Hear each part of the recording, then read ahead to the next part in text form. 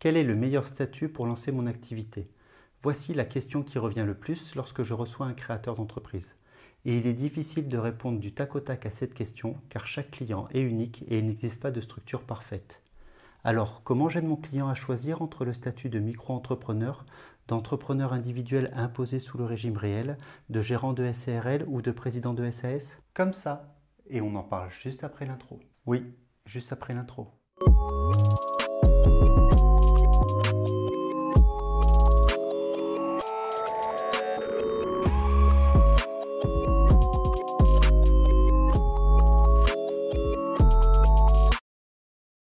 Bonjour à tous et bienvenue au cabinet. Je suis Jérôme Petit, expert comptable.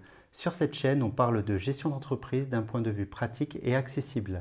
L'idée est de développer et de vulgariser chaque mois un thème qui peut intéresser le monde de l'entreprise. Si le sujet vous intéresse, n'hésitez pas à vous abonner à la chaîne et à cliquer sur la cloche de notification au-dessous de cette vidéo. Au cours des 3 derniers mois, je vous ai expliqué les principaux régimes fiscaux et sociaux qui existaient lorsque l'on souhaitait créer son entreprise. L'objectif aujourd'hui est de vous expliquer la démarche que j'applique lorsque j'étudie un nouveau projet avec un client. Pour résumer, je vais commencer par déterminer la rémunération qui pourrait être générée par la future activité dans le cadre d'une micro-entreprise. Si bien entendu, le chiffre d'affaires estimé ne dépasse pas les seuils du régime qui sont, pour rappel, en 2020 de 176 200 € pour les activités commerciales d'achat-vente de marchandises et de 72 600 € pour les prestations de services. Ensuite, je vais faire la même analyse dans le cadre d'une entreprise individuelle en SARL et en SAS. En SAS, j'étudie toujours deux options. Soit le président prend toute sa rémunération sous la forme d'un salaire, soit il prend une rémunération minimale pour valider ses 4 trimestres de retraite et le reste sous la forme de dividendes. Au final, pour aider au choix du statut, je compare avec le futur chef d'entreprise la rémunération dégagée par chaque option. Je vous ai expliqué la méthode et maintenant, rentrons dans le détail. Pour illustrer ma démarche, j'ai pris l'exemple d'un client plombier qui pense réaliser annuellement 60 000 € de prestations et 78 000 € de vente de marchandises, soit en tout approximativement 138 000 € de chiffre d'affaires annuel. Nous sommes sur des prévisions pour déterminer le meilleur statut. Il ne faut donc pas se baser sur le chiffre d'affaires des premiers mois, mais sur une estimation après 1 ou 2 années d'existence. Ce n'est pas un travail facile, mais prendre le temps de réfléchir à ce point est essentiel pour la suite de l'analyse. Comme les achats de matières et d'approvisionnement représentent dans ce secteur 43% du chiffre d'affaires, nous sommes partis sur une base de 60 000 € d'achats de marchandises annuelles. Les autres charges externes devraient être de 13 000 € par an.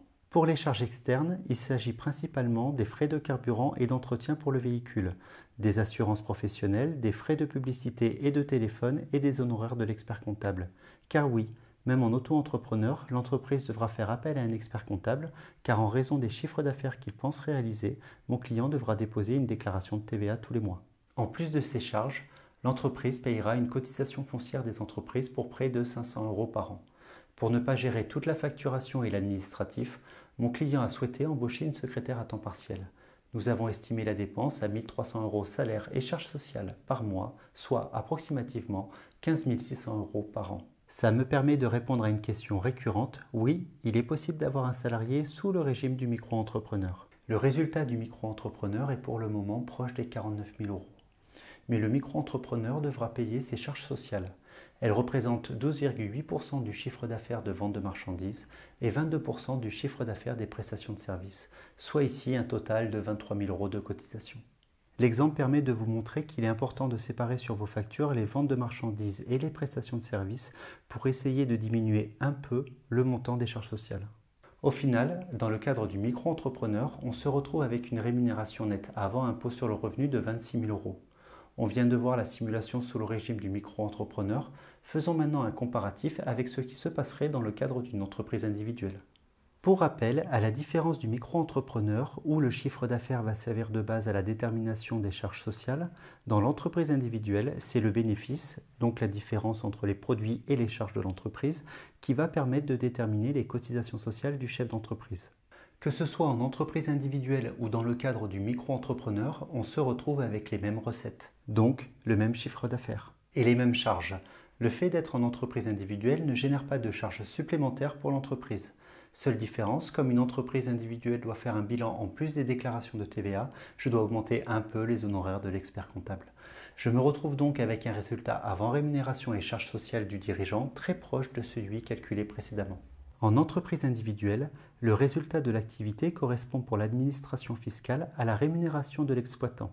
Pour déterminer ce que l'on appelle le bénéfice, je vais pouvoir déduire du résultat les cotisations sociales qui ont été payées au cours de l'année, mais sans intégrer les prélèvements de l'exploitant. Pour rappel, ces cotisations sociales représentent en moyenne 46% du bénéfice final, soit 31% du résultat avant cotisation sociale.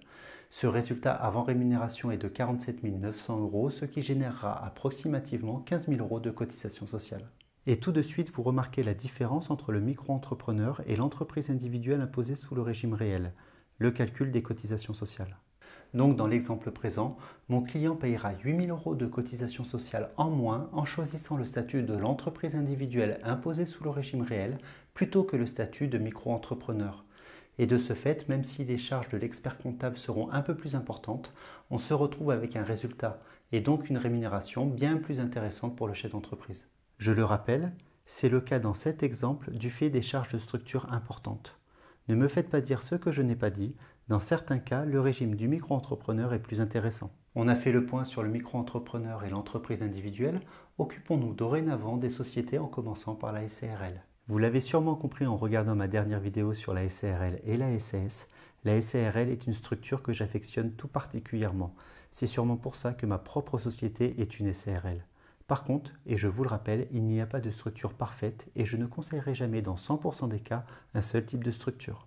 Reprenons notre exemple en mettant en parallèle l'entreprise individuelle et la SARL. Là encore, que ce soit en entreprise individuelle ou en SARL, on se retrouve avec les mêmes recettes et les mêmes charges. Par contre, si vous êtes en société, vous aurez du juridique à effectuer chaque année, ce que l'on appelle le dépôt des comptes. Et l'expert comptable passera un peu plus de temps pour établir votre bilan. Là encore, j'ai donc augmenté un peu les charges externes. On se retrouve donc avec un résultat avant rémunération du chef d'entreprise très proche de celui d'une entreprise individuelle et d'un micro-entrepreneur. Comme en société, il y a une séparation entre le patrimoine professionnel de la société et le patrimoine personnel du dirigeant, le résultat de la société sera déterminé en déduisant les charges sociales mais également la rémunération du dirigeant. Et je vous le rappelle, les cotisations d'un gérant de SARL représentent, comme en entreprise individuelle, approximativement 46% de la rémunération prélevée. Comme je souhaite faire une comparaison juste entre les différentes structures, mon idée est d'arriver à un résultat à 0 après rémunération afin de déterminer la rémunération maximale qui peut être prélevée par le dirigeant. Dans le cas présent, j'arrive à une rémunération très proche de celle déterminée en entreprise individuelle avec un salaire de 32 000 € et 15 000 € de charges sociales. Dans l'exemple suivant, la rémunération sera très proche en entreprise individuelle et en SARL. La SARL sera une structure un peu plus lourde juridiquement, mais elle permettra quelques opportunités comme le lissage de la rémunération. En effet, votre bénéfice et donc votre rémunération variera d'une année sur l'autre sous le statut de l'entreprise individuelle, alors que vous pourrez avoir des prélèvements et donc des rémunérations identiques d'une année sur l'autre en SARL. Le choix de la SARL est intéressant pour lisser la rémunération, mais si l'entreprise bénéficie d'une exonération de bénéfices au titre d'une installation en zone prioritaire, il pourra être préférable de constituer une entreprise individuelle pour optimiser cette exonération. En effet, comme la SARL aura très peu de bénéfices, on ne bénéficiera presque pas de l'exonération. J'ai l'impression de me répéter, mais chaque cas est particulier et il faut essayer d'intégrer tous les tenants et les aboutissants lorsque l'on choisit une structure pour se lancer. Parlons maintenant de la SAS. En SAS, je vais avoir deux options. Soit je vais entièrement rémunérer le président avec un salaire, soit je vais lui verser un minimum de salaire, simplement pour valider ses 4 trimestres annuels de retraite. Et je lui verserai ensuite le solde sous la forme de dividendes. Pour rappel, cette option de dividende n'est pas intéressante lorsque l'on constitue une SARL, car sous cette structure, les dividendes sont soumis aux mêmes cotisations que les salaires du dirigeant. Pour plus de détails, n'hésitez pas à revoir la vidéo comparative entre la SARL et la SAS. Le lien est dans la description. Je pense que vous commencez à le comprendre, le chiffre d'affaires et les charges sont très similaires quelle que soit la structure juridique. Cette fois, je me retrouve avec le même résultat avant rémunération qu'en SARL. Alors, c'est vrai, dans les faits, vous payerez un peu plus d'honoraires d'expert comptable si vous êtes en SAS, car je devrais faire tous les mois un bulletin de paye pour votre salaire. Mais bon, la différence est négligeable. Si je vous verse l'ensemble du résultat sous la forme de rémunération, il faut là encore que j'arrive à un résultat à 0. Comme les charges salariales et patronales représentent en moyenne 80% du salaire, je me retrouve avec une rémunération nette de 26 000 € et avec 21 000 € de charges sociales. Le taux de charge sociale est plus élevé en SAS qu'en SARL en raison principalement des cotisations retraite.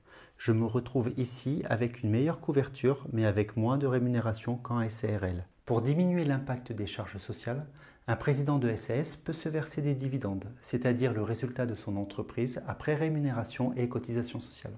Personnellement, je décide toujours de verser au minimum un salaire brut correspondant à 600 fois le taux horaire du SMIC. Il s'agit de la rémunération minimale permettant de valider 4 trimestres annuels de retraite. Dans ce dernier cas, je verse alors une rémunération de 5 000 € net par an, ce qui générera approximativement 4 000 € de cotisations sociales. J'arrive alors à un résultat avant impôt sur les sociétés de 38 000 €. L'impôt sur les sociétés étant de 15% jusqu'à 38 120 €, je tombe dans cet exemple sur un résultat distribuable d'un peu plus de 32 000 €. Les dividendes subissent un prélèvement forfaitaire de 30%.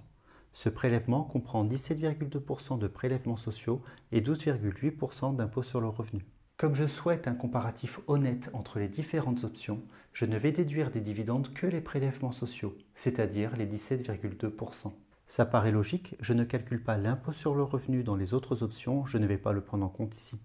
Je me retrouve alors avec presque 27 000 € de dividendes avant impôt sur le revenu, soit presque 32 000 € en incluant les salaires versés.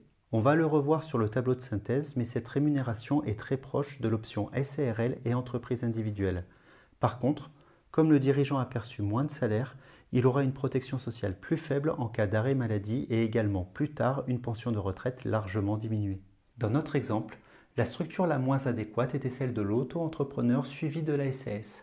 Le résultat en entreprise individuelle et en SARL sont proches, mais la constitution d'une SARL va tout de même générer près de 2 000 € de frais d'acte pour la constitution d'une société. Beaucoup de clients choisiront tout de même de créer une SARL pour séparer leur patrimoine professionnel et personnel, mais c'est à ce moment-là un choix purement personnel. Tout ce que je vous ai montré n'est qu'un exemple. Pour votre cas personnel, n'hésitez pas à refaire la même démarche pas à pas en suivant de nouveau la vidéo par exemple. En fonction de vos charges et de vos produits, vous arriverez peut-être à une conclusion différente. Si à ce moment-là vous avez des questions, surtout n'hésitez pas à les mettre en commentaire. Et si une structure vous paraît plus intéressante qu'une autre, n'hésitez pas à revoir l'une de mes vidéos précédentes traitant du sujet.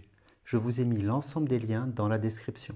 En tout cas, j'espère que vous y voyez un peu plus clair sur les différents régimes sous lesquels vous pouvez lancer votre activité. Si c'est le cas, n'hésitez pas à mettre un pouce bleu sous cette vidéo. Pour ne pas rater la prochaine vidéo, pensez à vous abonner à la chaîne et à cocher la cloche de notification. En attendant, entreprenez bien.